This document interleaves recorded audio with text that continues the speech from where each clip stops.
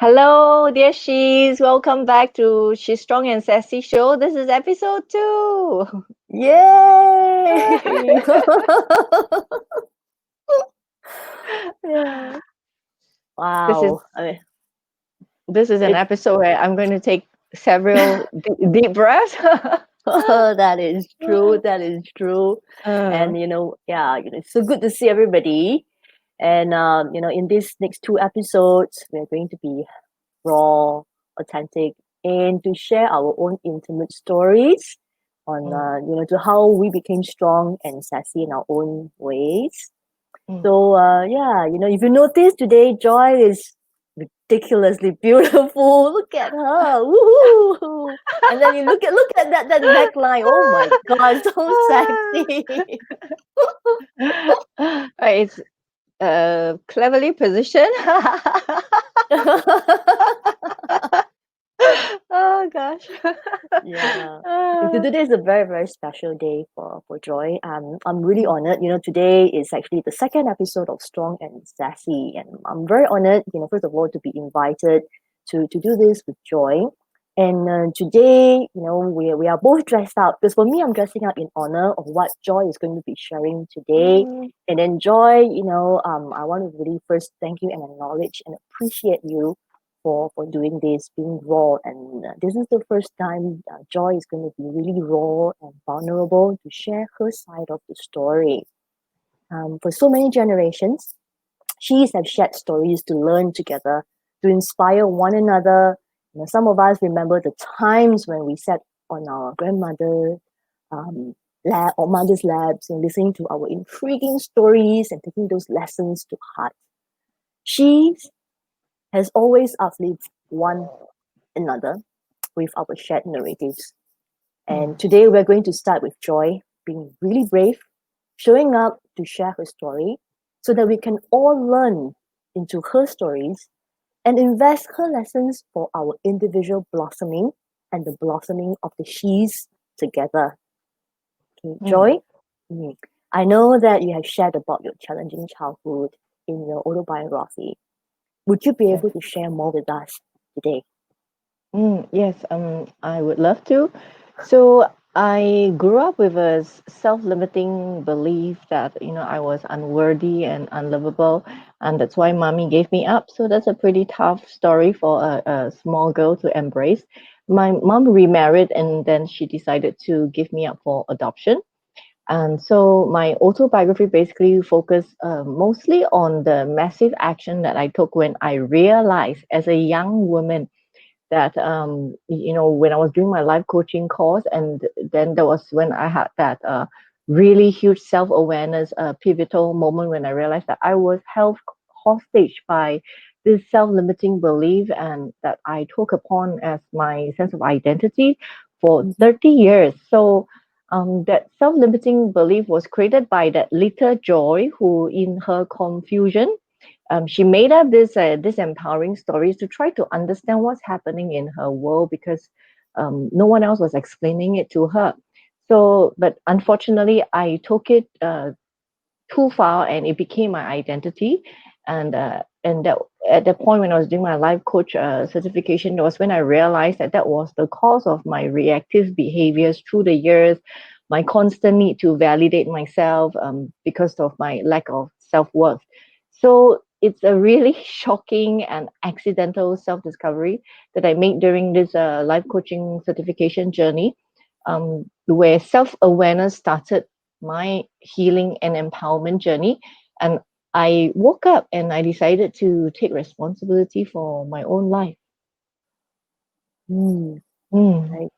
Because you did mention in your autobiography, about how you never knew about you being adopted at first. So you grew up kind of like feeling not quite connected somehow. Would you share a little bit more about this inner feeling that you have?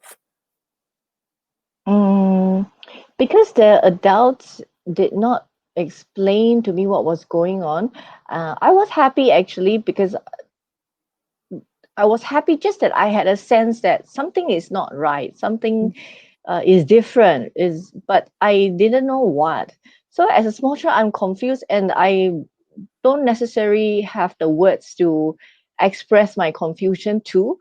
Mm, So I'm confused, and I it just kept on until at some point that my small brain joined the dots, and I guess that was really dangerous for a small child not to understand, not to be guided and supported by adults to come to know the truth of something of such nature, isn't it? And mm, that's mm, basically what happened to me, and that completely, I think, started me on the path of like um, allowing this self-limiting story to take hold, because it was the only explanation that my small brain could come up with that makes mm, sense, mm, right? I mean, a child, they're very simple minded. They don't have the cognitive development yet to analyze things in a very complex way, the way that adults do. So I was young, and then I did a very simple conclusion. Oh, I must be that unworthy, that unlovable, that mommy will give me up. Because in my mind, in the small child's mind, it's like, mommy don't give children up. It just doesn't happen, right? And so therefore I must be that unworthy for mommy to even think of giving me up, because through that small joy, it was the only thing that made sense. would you say, you Mm. consider that was the lowest point in your childhood? So this was so um, so I've shared about this childhood before in my story, but it's only just the first paragraph, because the majority of my autobiography was really about the massive action that I took, this personal pilgrimage to Arizona, to Sedona, to do my warrior goddess training, to do a fire walk with 50 other women that I've never met before in a desert. So the whole book was really more about my journey into supporting myself, the massive Mm, action that I took to claim back my life. But the first, it was just the first chapter, and it was a very short chapter that painted a backdrop of my childhood. So so I was like this little girl trying to use her brain to comprehend what's going on in her life. mm, And then one day when I joined the dots, and then I finally understood, and I call it the day my world went black. So I would say that there were a few lowest point in my childhood that was really the first of the few dark nights of the soul, I guess you can call it that way. Um, so so from that moment onward, I close up, I clam mm, up, and I went into my shell. So I guess perhaps it's also a very instant survivor mechanism kicking in. So very similar to the story of my role model Maya Angelou. I held on to a limiting story that the small joy came up with, and shut out the world. So I lived a life of quiet despair, I think, as a child, and I just felt more and more unhappy by the day. So what I'm going to share next, I think I would consider like the second lowest point in my life, and this is really something that I've never shared before. Unlike the background about my childhood, which I've already shared in my book. mm, So, as a child, I became unhappier and unhappier, like quietly, because I shut up and I shut out the world. So one day when I was alone in the house, I accidentally broke a glass, a cup. So mm, I stood there and I was staring at the broken pieces. And somehow in my pain, I decided that maybe I should just end it all, like I end my misery and end my life. No one understands me, and every day I'm just in pain, and it's not going away. So I wanted to pretty much cut my wrist and commit suicide. So I had no idea where I actually learned to do that, probably in some TV drama shows that I saw as a child. I just felt very tired of carrying the weight of my despair every day, and I see that there was no way out, no way to release myself of the pain. So I stood there in and then I squat down, and then I picked up one of the bigger and sharper glass piece, and I just stared at it um, for a long while. And then after that, I decided, okay, you know what? Let's just do this.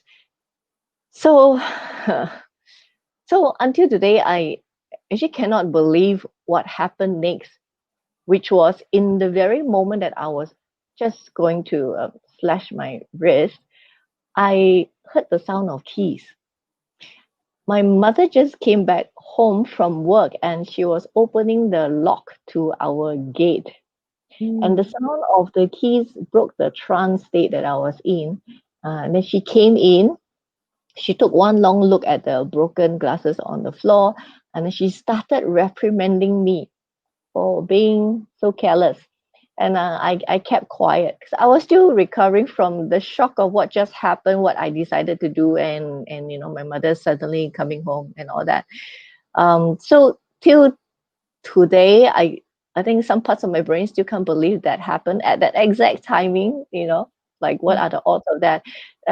My mother actually saved my life, and she had no idea. And I was so I feel like I am given a second chance in life because of what happened. If I may ask, how old were you then? Um, to be honest, when it comes to age, everything is hazy. I think it's Mhm. the brain's way of protecting me. So I would think that I should be in upper primary school. Mm. Mm, That was actually quite young. And you mentioned that yeah. this is the first time you're sharing this. So your family is actually watching this right now, isn't it? Um, I'm not sure. Mm. So it's really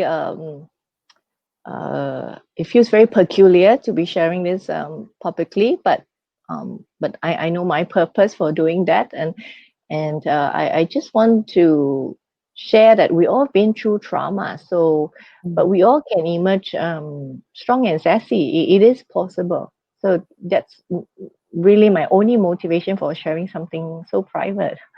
Yeah, I really thank you for that. So, how did that episode make you stronger? Um, so I remain deeply unhappy as a child for um, a, a long time after that. However, I think as an enlightened adult now who have done a lot of healing and empowerment work on herself, I feel, looking back, I feel very grateful to the universe for such a timely intervention. It really literally feels like an intervention. So I know that I am kept alive because I have not fulfilled my calling, the work that I am brought into the world to do in this life. And that is why I am so passionate about the work that I do, empowering women, supporting people with positive psychology and hypnotherapy. I feel like I have a job to do, and I was given a second chance to do that. So I am stronger because I cherish and I honor this second chance that I'm given. And I want to fulfill my destiny of empowering others to be their stronger self in this life. Yeah, and I'm also glad that it is behind you now, because if that actually materialized at that time, then I wouldn't have met you, and you wouldn't have impacted my life, and we wouldn't be doing this Oh, today.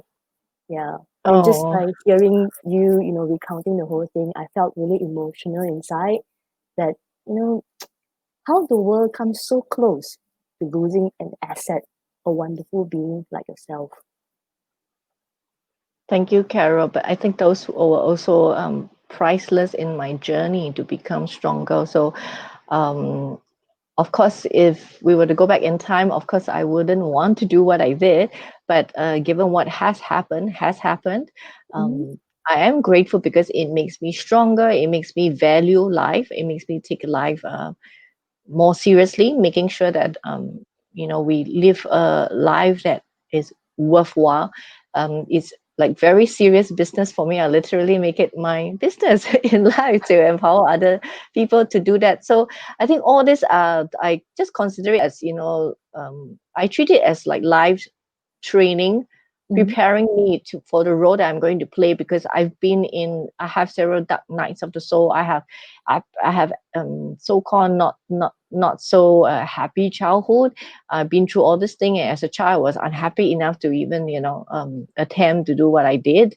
I think all this makes me stronger and makes me really committed and passionate about what I do in my life. So it's not work for me, it's a calling. Mm. Yeah, and I Mm. totally believe it when you say that. Is this where your passion for women empowerment come from? So I lived with my grandmother for some years when I was a child. So growing up with grandma, I watched her call the shots in our family. And I've also observed how my mother and my aunties make all the major decisions in the extended family life. So, and I personally have five sisters. That makes Mm. us a girl power six-woman team. So, as you can see, the way the backdrop of my life, like I just consider it my destiny to empower she's, because I mean, like it's a very cute little growing up situation that I have. So it's just like I don't even think about it. It's just like somehow understood in my heart, like this is what I'm supposed to do. And also because so that's the happier side. That's the happy reason why I am very into women empowerment. But there is also something that happened to me, something else that happened to me when I was a child. That is the not so happy reason why that I am passionate about women empowerment, and this is also something that I've never shared with most people. It's a closely kept private story, I guess, that I am sharing for the first time today. So this happened to me when I was coming home alone from school one day. I was probably in my lower secondary years, I think, and I was at my block and I was waiting for the lift. It came and I went in alone. Then I pressed the button and the lift door was closing. And then just right before the lift door fully closed, it opened again, and I was like taken aback. Then in came this Chinese man with his big bicycle. I remember it in my mind. It was huge. And then he parked his bicycle inside the lift, like sideways. So sideways means he literally dividing the lift space into half, like two triangles. And I Mm. was stuck in one of the triangle at the other end, um, near the lift button. So I immediately sensed that something was very wrong. But then but I didn't know what to do, and it happened so quickly, and the lift door was closing already. So the lift door closed, and I was alone with um, this man. Mm. So he touched me, and I was too shocked to move. I felt trapped, and there was no way to leave the lift, even if I wanted to. So I remember feeling like I wanted to disappear right now. That is the feeling that I still remember today. So the lift door was closed, and I was blocked by his bicycle. And he was touching me, and I was shocked, and I just stood still. Then the lift door opened, and he left. My legs was trembling so much, and I was in too much shock to even move. So I was collapsing all my weight and leaning it on the wall. And then at some point my leg just gave way, and I squatted at a corner inside the lift. I was frozen. I was too petrified to move. I don't even remember what happened after that. I don't know how long I squat there and stayed there. And at some point, I guess I went home. I never really told anyone what happened. Obviously, it's something that made me feel very shameful. And remember, I closed up and I shut the world out. I wasn't close to anyone. I wasn't communicating with anyone. So that was already the background when this happened. So I was traumatized, and I had no one to talk to. And I had a fear of taking the lift Mm. alone from then on for a very, very long time. I dreaded going to school and coming home and having to take the lift. And I couldn't tell anyone about this fear because if I don't tell you, you wouldn't understand why I have a fear of lift. And I live on the 12th floor. Mm. So every day after school, for a long time, I rather climb the stairs with my heavy school bag than to take the lift. And I will be suspicious of every man who waited for the lift with me. I will, and I'm always petrified of lift door opening at the last minute. It really took me a very long time to get it over on my own. so so I was afraid to speak up as a young girl. I was afraid to share my emotions about what happened in my childhood. That I was adopted. I was, and when I was being molested, I also had fear. I didn't speak up. So because of what happened in my childhood and what happened to me, in the lift, I think it gives me this really determination that I want every she to have the courage to speak up and to speak her truth. Um, and even if it doesn't sound nice for other people, I think if that is your truth, you have to speak up because no one else is going to do that for you. And to tell people when it's not okay, when they have crossed the line, because no woman should allow herself to be traumatized because she was afraid to speak up. And I no longer want that to happen to me, and I will not allow that to happen to me anymore, and I will do everything that's in my power to empower she's to speak up and to know their rights. So I believe that the way to do that is to educate women and to teach them crucial self-empowerment skills and to support them with a nurturing environment, like the She Network, where they can flourish together and encourage one another. So I guess that's why many of the decisions in my life that come to pass, like my decision to start the She Network, write my next book, The She Pathway, and to start this program with you, Carol, the Strong and Sassy program. Uh, that really motivates a lot of the decisions in my life today. Mm. Yeah, now that you mentioned, there's something that actually popped into my mind. Just the other day, my husband shared a very funny, supposedly funny clip with me. There's these two guys, who look at a model on a magazine cover, and then they looked at it and they just make a passing comment. They say, "Oh, look at the way she's dressed. I'm sure she's asking for it," and they said it in front of a bunch of female. And then how this whole direction, actually, the narrative changes when the women look at themselves. Three women look at themselves, or these three women who were standing in front of these two men who made that remark. They look at themselves and then they started thinking, "Oh yeah, woman dressed a certain way, she's asking for it." So one of the women, dressed up in a suit, then march into the office and then say, "You know what? I want a promotion. Why? Because I'm dressed this way. I'm asking for it."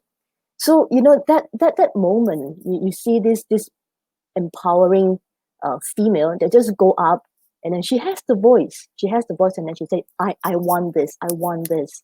And this is what your story has been to me. What it meant to me when after you say that, because a lot of the times we are women are told to to keep their opinions to themselves. Most of the time we are really silent, and it's actually kind of like an expectation. You don't say it until you are asked or until you are probed, or there's this in that feeling of shame that the people would tend to actually blame the women in the end. So it's like, if you speak up or you don't, either way, you are kind of like put into a space of shame. And your story made me feel that there's a lot of other women who may have or could have actually been in the same situation, or who have actually experienced something like this. And I've experienced something similar as well. And that, female empowerment is not about, standing up and shouting at the top of your lungs and say, "Hey, look at me, I want this change," and be really angry about it. But it's saying that, okay, this is what power that I have.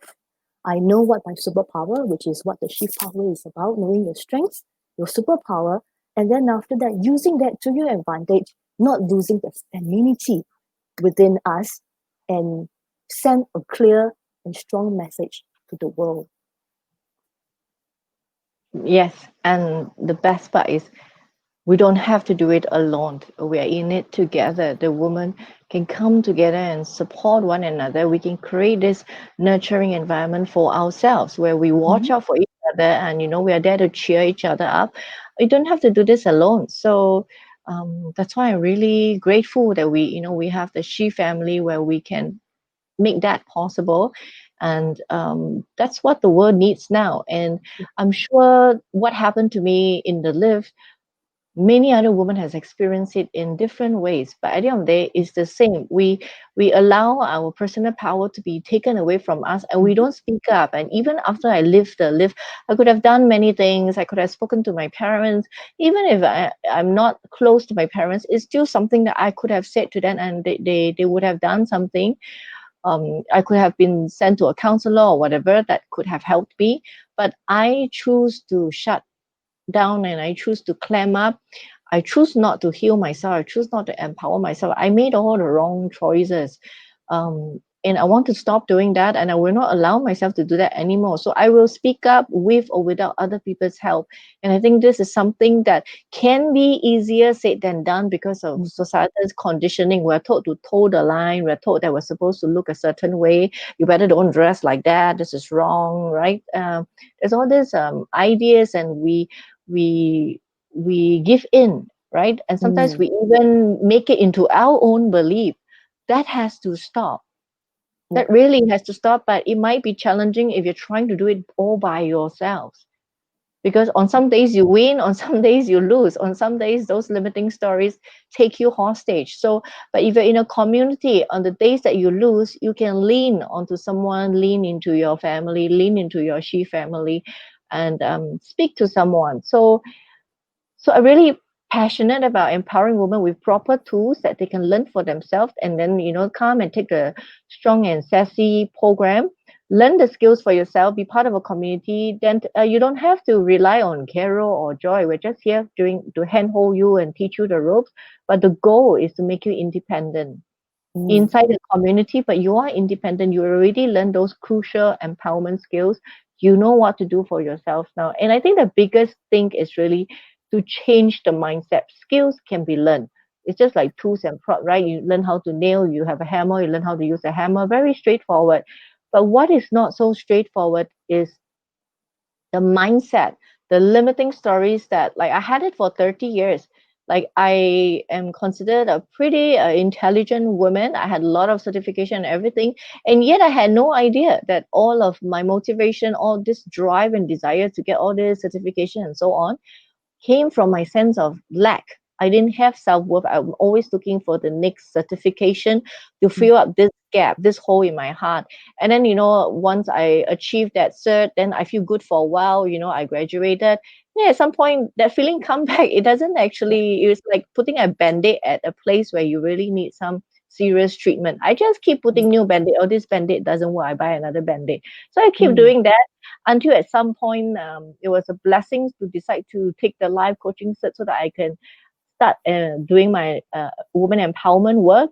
And then the first person that I healed and the first person that I was coaching, it turned out to be myself, because during the course there was a lot of role playing, and you had to answer this question that you're supposed to ask your client. And then every day I just felt like more and more skeleton coming out of the cupboard. Then I was like, oh my gosh, I saw any skeleton. I didn't realize that. So it was quite funny. So it turned out that I coach myself first before I went to coach other women. Mm.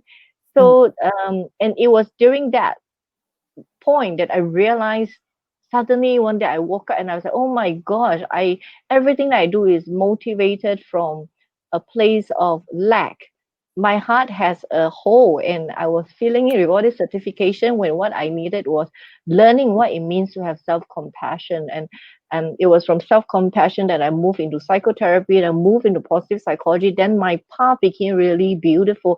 But that was when I woke up and I had the self-awareness that Oh my gosh. So this is my limiting story. I didn't know, and I'm considered intelligent and educated. So it's the mindset that is the hardest work of all. And you can't Mm, do it alone, right? My life coach played mm, a part, my peers played a part, and of course, me willing to sit there and face my truth, answer those questions played a part. So you can't do this alone. You need support, be it a program, a community, or just a specific someone or a coach or a mm, therapist.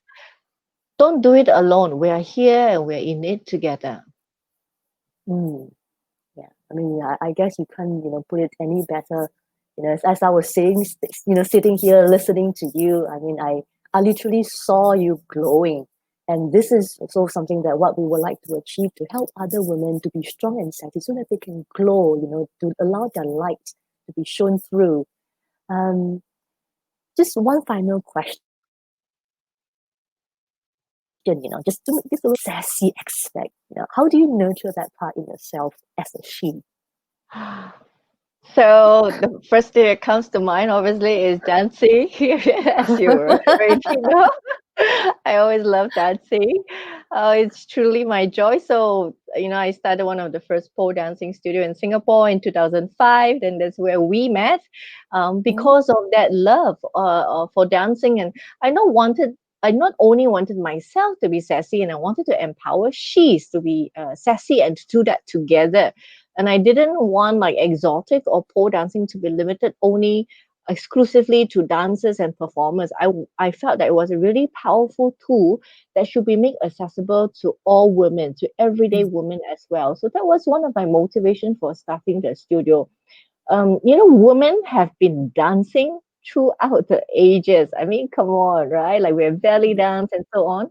And we are all given this amazing body that has the potential to spark life into the world. We need to celebrate this phenomenal gift from the universe, right? This mm, amazing body that we have. So I also experimented with other things that was fun and girly, like I went into modeling.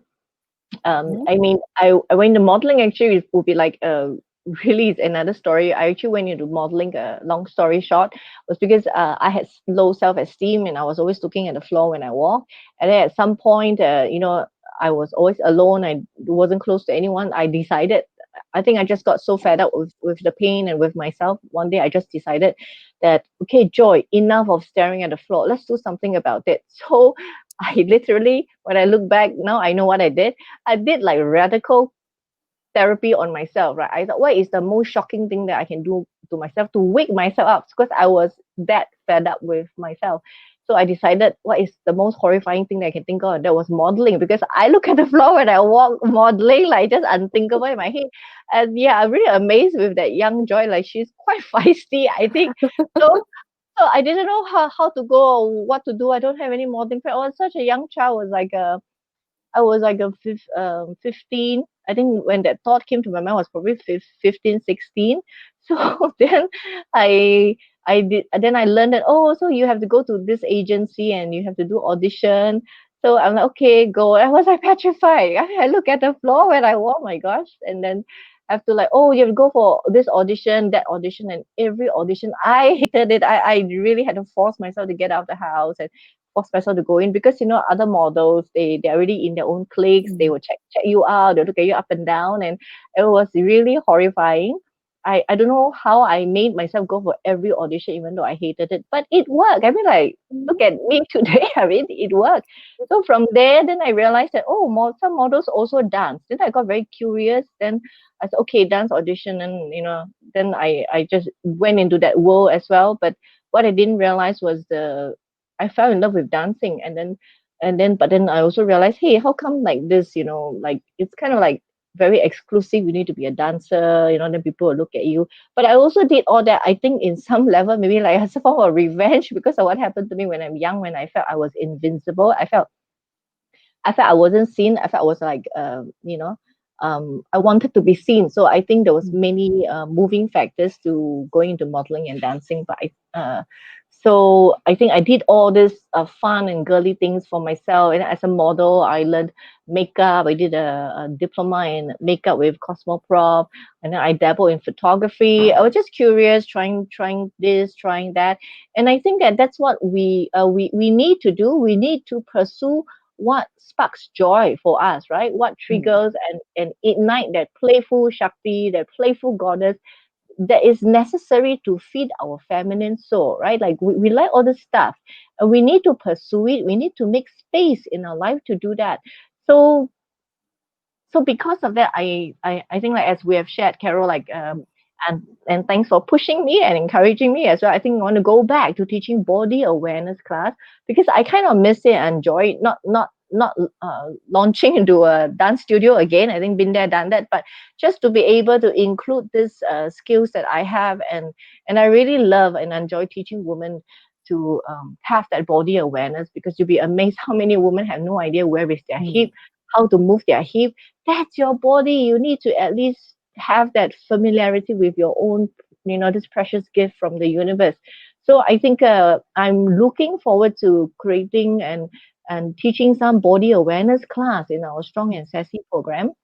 So moving forward, I think I intend to use my gifts and knowledge that I have to make more holistic woman empowerment program for she's that does not just focus on nourishing the minds of women, but to also pay attention to their spirits and to celebrating and awakening their beautiful bodies. Because I think the way to empower she's would be three-tiered. One is to make it holistic, that we are mhm, paying attention to our bodies, our minds, and our spirits in a very cohesive, integrative manner. And second is, I think that we should make it whole brain. We should also include the subconscious mind, because that's when it's really whole brain living mm, and whole mm, brain empowerment. And thirdly, I think that we have to do it collectively together as a community. So to me, yes. I think that is the three points that is most crucial to being able to successfully empower women. Mm, yeah, yes, as you are sharing all of this, I can't help but staring at the screen. And if you are all watching this right now, if you see, in Joy's screen on the bottom corner, you will see this her book cover, and you can see her. She's this amazing, aesthetic pose. And then, one look when I first saw that picture, I was like, "Whoa, sexy! I like it." But then, and as you further look into it, and then as she's sharing her story today, this image of her being looking sexy and amazing, in a perfect body, gave a different meaning for me today as well. It's this woman who's totally in control of herself, in control of her body, understanding, all her entire being, her entire genetic makeup. And what you said earlier about some women don't really know their hips, because women, a lot of women, we are brought up to feel a certain kind of shame. And this is what strong and sassy they want to do, is like being strong and sassy is like having to feel your body, understand this is my arms, but how do I move it, how does it connect to me, to my heart, to my brain, to my soul, how it is, how are we using all of our entire being, our limbs, to actually move as a person that we're all meant to be, that we all want to be. Thank you so much, Joy, for being so raw and authentic today. I mean, this is the first time I heard your story in full. And also, it's probably the first time, this is the first time you're sharing with everybody. So whoever's actually watching this today, today is your lucky day that you get to see Joy in her most vulnerable, authentic, and raw form. And I'm really thankful for you to be so open to share your story so that you can inspire others. And you're continuing to inspire me even till today, by you sharing all of this. And I'm so glad. I'm also very, very honored to be doing this with you. So is there any parting words for our she's that's actually watching this today? I think the whole point of me sharing those two really deeply private incidents that happened to me when I was young is to highlight to everyone, to all the women, we all have encountered traumas in our life, right? Different form, different shape, but is trauma nonetheless. But the key here is not whether you have experienced some trauma in your life. The key Mm, here is to not to let it get you down. You have to take responsibility for your own healing, and I'm really passionate about this point because we're waiting for this god or this savior or this guru. The savior that you are waiting for is in front of the mirror. If you have any faith or spirituality, that's great. That is a further support for you. But first and foremost, you need to take responsibility for your own healing. Doesn't matter who was it who inflict that hurt on you. For me, is that man with the bicycle, right? And but so what, like the person is gone, and I don't know if I'll ever find the person. If I have to wait until I locate the person and make the person apologize to me or kneel down or something, like then I will just spend the rest of my life waiting in vain. But this is my life. I have to make it count. He is not going to make my life count. I have to decide if my life is worth the while. mm, So it doesn't matter who hurt you or who did what to you. You are responsible for your own healing. And I think healing is really the beginning of everything. Like if I didn't decide to heal myself as a child and did that crazy thing and decide to go and be a model when I look at the floor when I walk, but that was like, then from there, then I became stronger, I became braver, I became sassy, I learned modeling, I learned dancing, and then after that I decided to do the life coaching set. It's constant massive action to support myself, heal myself, empower myself. Nobody asked me to be a model. I was 15 years old. Nobody that I know in my world is a model. I didn't even know what it really means, I think, when I make that decision. And nobody in my world was a life coach too. When I decided to be a life coach, it was like almost like a not so common profession, right? In Asia at that point yeah, when I decided to.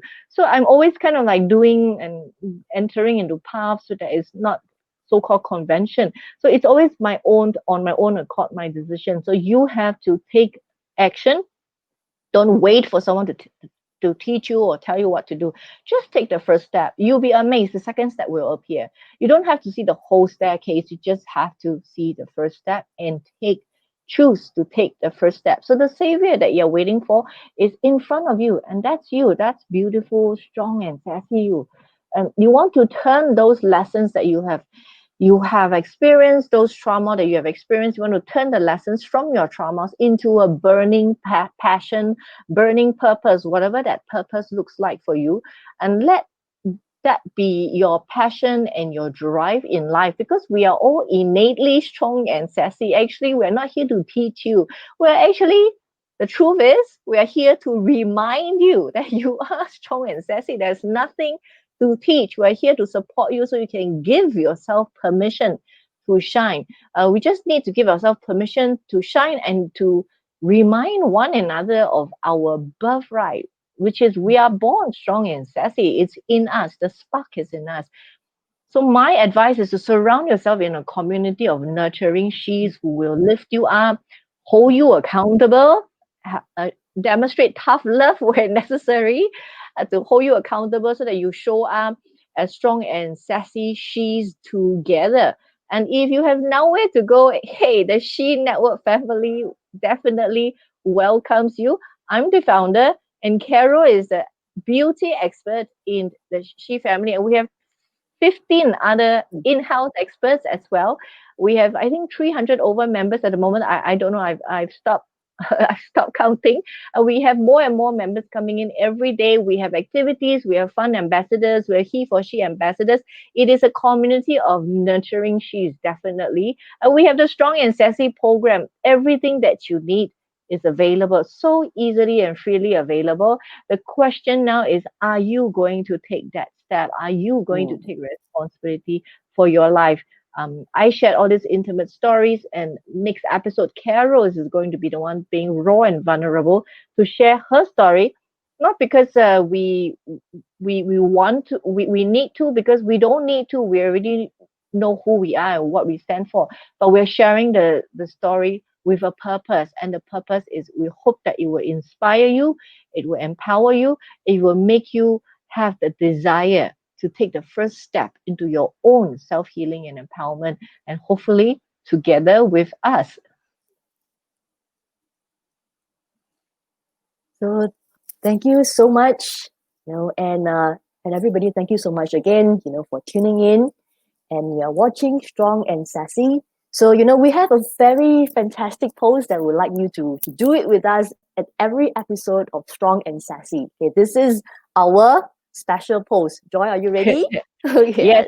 Okay. So before we do the post, just a quick share for our Mm-hmm. up and coming Body, Mind, Spirit Festival, Mm-hmm. which you can see at the banner here. So I am one of the speakers. Carol is one of the speakers, and we have 8 other speakers. There's 10 workshop Mm-hmm. over the span of one weekend, which is 31st October and 1st November. This is in alignment with the Breast Cancer Awareness Month. And also, this is a fundraising project for a cause that is very close to women's heart, and we will reveal more details in time to come.